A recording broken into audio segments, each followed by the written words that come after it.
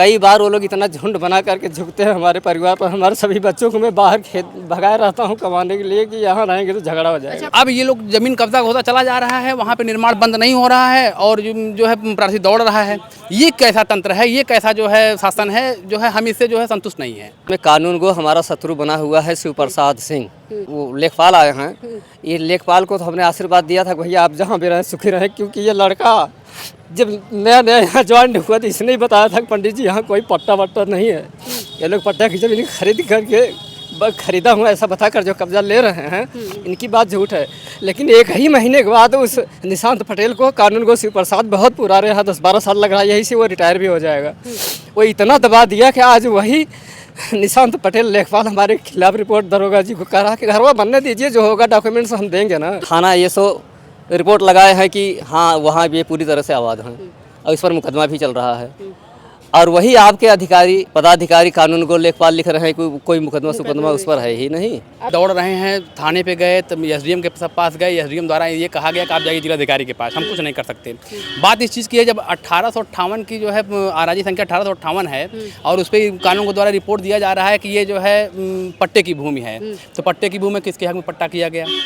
फिर बाद में बात आ रही है कि जो है ये बैनामे की ज़मीन है, तो जो पट्टा पाया तो जो है पट्टेदार से बैनामा लिया गया या किससे बैनामा लिया गया, ये तो जांच की विषय है। और जब मौके पे जो है चलिए वो सब चीज़ें बात की बातें हैं जो है क्या आएंगी क्या नहीं आएंगी, लेकिन अगर प्रार्थी दौड़ रहा है कि मेरी ज़मीन कब्जा हो रही है, मेरे नाम की ज़मीन है, मेरे चाची की ज़मीन है, तो प्रथम दृष्टया जो है वहाँ के जो है लोकल प्रशासन को जो है तत्काल प्रभाव से जो है उस पर रोक लगाना चाहिए।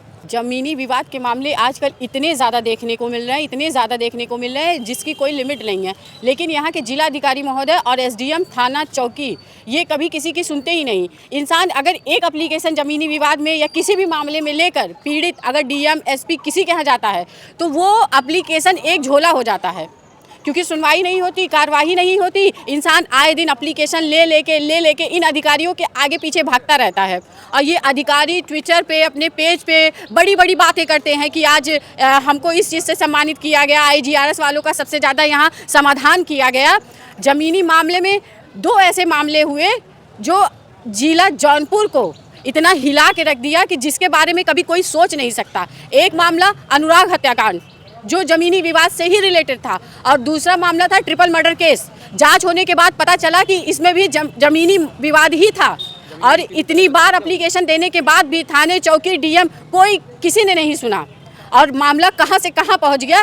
तब ये लोग सारे अधिकारी उनके घर दौड़ते हैं, आश्वासन देते हैं, मुआवजा देते हैं, उसके पहले सोते रहते हैं, आँख ही नहीं खुलती, ना पीड़ित की तकलीफ दिखती है ना उनका कोई और दर्द समझ में आता है।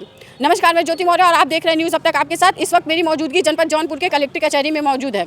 यहाँ पे एक चाचा जी आए हैं जिनका ज़मीनी मामला है और लगभग ये 2015 से चल रहा है। आबादी की ज़मीन है जिसमें इनको पता भी नहीं है कि उस पर कब से ये लोग रह रहे हैं, वहीं पे गुजर बसर कर रहे हैं, कब से इन्हें पता भी नहीं है, क्योंकि ये दर पीढ़ी दर चलती आई है। विपक्षी इसमें कब्जा कर रहा है। गलत तरीके से 3 लोगों ने फ्रॉड तरीके से उस ज़मीन को बेचा। इनके पट्टेदार में जो हैं उन्होंने ख़रीदा। जो थाने के लोग हैं वो एक रिपोर्ट लगाते हैं कि ये सही है और जो कानून को लेखपाल या जो भी हैं वो ये रिपोर्ट लगाते हैं कि ये गलत कर रहे हैं। सरकार के द्वारा ही चयनित सरकारी 2 अधिकारी अलग अलग रिपोर्ट कैसे लगा सकते हैं। तो जब इंसान एप्लीकेशन देता है तो यहाँ के डीएम महोदय एसडीएम महोदय को तत्काल संज्ञान में लेकर कार्रवाई करनी चाहिए कि आखिर ये कितना सच है कितना झूठ है, कौन अधिकारी सच बोल रहा है कौन झूठ बोल रहा है। अब आगे क्या पूरा मामला है, जो इनके पट्टीदार वाले कब्जा कर रहे हैं वो लोग कौन है क्या है और ये कितने साल से यहाँ पे दौड़ रहे हैं। अगर कोई मामला, और आपको इसी में एक बात बता दें कि जब कोई मामला न्यायालय के समक्ष विचाराधीन होता है तो उस पर कोई भी हस्तक्षेप नहीं कर सकता, ना नया निर्माण हो सकता है। ये मुकदमा जो है कोर्ट में चल रहा है, उसके बाद वहाँ पे दीवार खड़ी की जा रही है, नींव डाली जा रही है। अब क्या पूरा मामला है, चाचा जी से बात करेंगे और जानेंगे और इनसे ये भी पूछेंगे कि अगर आज ये यहाँ डीएम महोदय के पास आए हैं तो इनको क्या लग रहा है। इसके पहले तो कुछ हासिल नहीं हुई, निराशा की सिवा।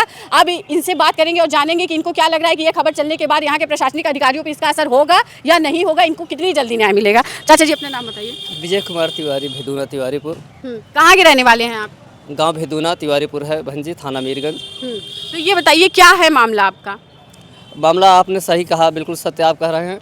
82-15 सपना बनाम राम आश्रय के नाम से मुकदमा चलते हुए भी 3 महीना पहले से हम डीएम साहब के यहाँ दौड़ रहे हैं और एसपी साहब के यहाँ। ये लोग जो भी भेजते रहते हैं इंक्वायरी के लिए, उसमें कानून गो हमारा शत्रु बना हुआ है शिव प्रसाद सिंह।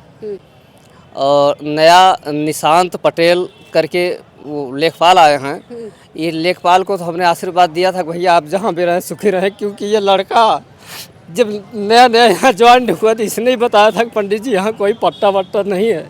ये लोग पट्टा की ज़मीन खरीद करके खरीदा हूँ ऐसा बताकर जो कब्जा ले रहे हैं, इनकी बात झूठ है। लेकिन 1 ही महीने के बाद उस निशांत पटेल को कानून गो शिव प्रसाद बहुत पुराने हैं, 10-12 साल लग रहा है, यही से वो रिटायर भी हो जाएगा। वो इतना दबा दिया कि आज वही निशांत पटेल लेखपाल हमारे खिलाफ रिपोर्ट दरोगा जी को कह रहा है कि घरवा बनने दीजिए, जो होगा डॉक्यूमेंट्स हम देंगे ना। तो आपको क्या लग रहा है ये बताइए चाचा जी, क्या पैसा वैसा कुछ ऐसा? पैसा वो स्टाम्प बेंडर है, रामासरे नाम का जो है जो हड़प रहा है ज़मीन, स्टाम्प बेंडर है, तहसील में हमेशा रहता है, बैनामा करवाता रहता है। हमारे मीरगंज बाजार में बनिया उनके रिश्तेदार है क्या कानून को? नहीं, ये तो तिवारी हैं, ब्राह्मण हैं रामासरे। और दूसरे तरह के रिश्तेदार होंगे तभी तो उनके पक्ष में रिपोर्ट लगा रहे हैं। हो भी सकते हैं बहन जी, हो भी सकते हैं, क्योंकि अभी हमने एसडीएम साहब के मुख से सुना 13 तारीख को हम जब एसडीएम साहब के यहाँ गए तो एसडीएम साहब कह रहे हैं कि जाओ डीएम के यहाँ जाओ। हमने कहा आपको डीएम का डर नहीं है सर, आप ऐसा क्यों बोल रहे हैं? तो उन्होंने कहा कि तुम्हें कुछ पता नहीं होगा, जाओ निकलो यहाँ से। ये बताइए जो उस पर कब्जा कर रहे हैं, जो कि वो अभी विवाद में है, जो न्यायालय के समक्ष विचाराधीन चल रहा है, जिस पे वो कब्जा कर रहे हैं, 4 फिर दीवार बन गई। 7-20 साल लगभग। कौन है ये जो कब्जा कर रहा है? उसका नाम क्या है? वो कहाँ के रहने वाले हैं? ये बगल के ही हमारे पटदार हैं रामासरे, जो कि वृद्ध हो गए हैं काफ़ी। उनके 5 लड़का हैं, 5 इस समय सक्रिय हैं। जैसे नाम प्रदीप कुमार, पंकज, सर्वेश, योगेश और एक पचवें लड़का का नाम कम ज्ञात हो रहा है, वो अभी इलाहाबाद में पढ़ता है। अच्छा, क्या करते हैं ये 5 लोग? बस जमीन खरीदवाना बेचवाना, लाइसेंसी तो कुछ नहीं, लाइसेंसी केवल स्टाम्प बेंडर हैं। और ऐसे प्राइवेट में पैसा इनका बहुत जमीन ज़्यादा करके ये ज़मीन ही खरीदवाने बेचवाने का काम, दलाली का काम करते हैं बहन जी। हाँ हाँ हाँ। और थाने में संभ्रांत करके इनका नाम भी लिखा जाता है। अच्छा। थाने के भी दलाल हैं ये, संभ्रांत में करके। हम गाँव में कोई कांड होता है तो इन्हीं को बुलाया जाता है। अच्छा। लेकिन इस समय इनकी प्रधान है क्या गाँव के? प्रधान तो नहीं है, इस समय इनका भेद खुल गया है। प्रशांत सिंह करके ये सो आए हैं मीरगंज में, उन्होंने 40 मिनट बहस किया था कानून गो से। बोले कि आपका ये कानूनी प्रक्रिया जो आप लिख करके उल्टा सीधा रिपोर्ट दे रहे हैं, और पट्टा पत्रावली में कोई प्रमाण ना होकर के आप पट्टा भी बताने लगते हैं, और इतने दावा के साथ, तो क्या आप बता सकते हैं 75 साल पहले भी आपका यही कानून चल रहा था? तो कानून गो ने कहा ये इस तरह से आपको पूछने का अधिकार थोड़ी है, राजस्व वाले हम हैं क्या आप? तो उन्होंने कहा देखिए पूछने, जो सरकारी अधिकारी आपस में ही लड़ रहे हैं जी, हमारे एक सही कह रहा है, एक गलत कह रहा है। हमारी गरीबी को देख करके दरोगा जी ने, जबकि येसो को राजस्व विभाग में वास्तव में कुछ बोलने का अधिकार नहीं होता, लेकिन हमारी मजबूरी, उन्होंने सामने भी आकर के येसो साहब ने देखा था, इंसानियत के खातिर। जी जी, उन्होंने हमारे घर तक आए थे, तो देख करके उसी जो देखे थे उसी पर प्रश्न किए कानून गो साहब से कि वर्तमान में अभी जो सब कुछ काटने के बाद एक पेड़ कुआं बचा है, यही बता रहा है कि कम से कम 70 वर्ष का होगा, बहुत पुराना। हाँ, और ये जो कुआं है, ये बताओ कुआं किस लिए बनाया जाता है? पानी वानी पीते हैं लोग ना। ऐसी ज़मीन को आप लोग आबादी न घोषित करके बंजर घोषित करते हो और पट्टा देते हो, फिर किसी दूसरे को कब्जा करवाते हो, जो कब्जा है वो जाएगा कहाँ? अच्छा, ये बताइए, ये जो मुकदमा चल रहा है वो कितने साल से चल रहा है? 2015 से ही चल रहा है, मुकदमा नंबर 82। ये किसने किया था? मैं ही किया हूँ अपने चाची के नाम से। चाची हमारी वृद्ध हैं जरूर, लेकिन हिस्सेदार हैं, तो उनका भी नाम हम उनके नाम से मुकदमा किए हैं, पर भी मैं ही करता हूँ बहन जी। हलफनामा हमारा भी लगा हुआ है उसमें। हम 4 भाई हैं, चारों भाई के मुकदमे में भी नाम हम रखे हैं। तो ये बीच में 2023 में ये लोग हमारे अधिवक्ता की भूल से हमको न बता करके खारिज करवा दिया गया था, जानते ही हम फिर पुनः चालू कर दिए।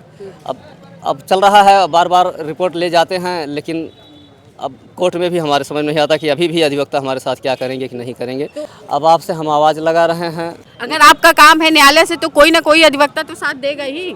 न्याय और कानून पर भरोसा तो है बहन जी, अब अधिकारी क्या करेंगे कि नहीं, कानून पर भरोसा लगा करके अभी भी मैं पीछा नहीं छोड़ रहा हूँ। न्यायपालिका पे कितना भरोसा है आपको कि अभी कब तक आपको न्याय मिलेगा? भरोसा तो हमको अब अपने दिल में अगर वो सच्चाई पर आ जाए तो कल ही हमारा निर्णय करवा देंगे। ये मकान अगर छोटे पदाधिकारी जैसे हैं, थाना पुलिस कानून को वगैरह, अगर उनको भरोसा हो जाए कि चलिए कोर्ट जो निर्णय करेगा वैसा करेंगे, तो कम से कम निर्माण तो रुक जाए।